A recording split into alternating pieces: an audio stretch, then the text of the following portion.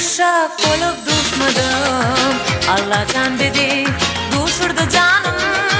Ben seni görecek olup görmedim. Gülürüm seni gördü dedim. Bilmedim ne sebep sol günden beri yetişip bir duyguyu dönedim ene. Yavaş yavaş vaktin geçmegiyle öğrülen dedim süyan yürdüm.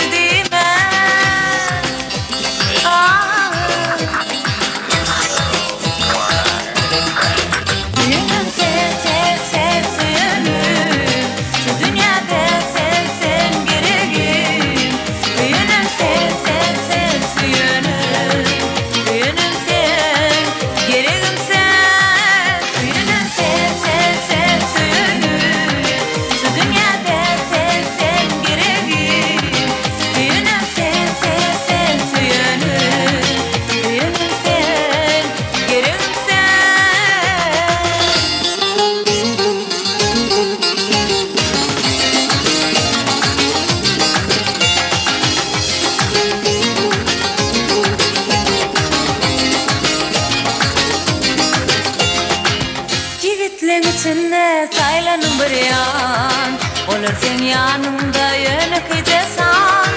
Ben seni dövmen özgelere yar, yürek sen uğrun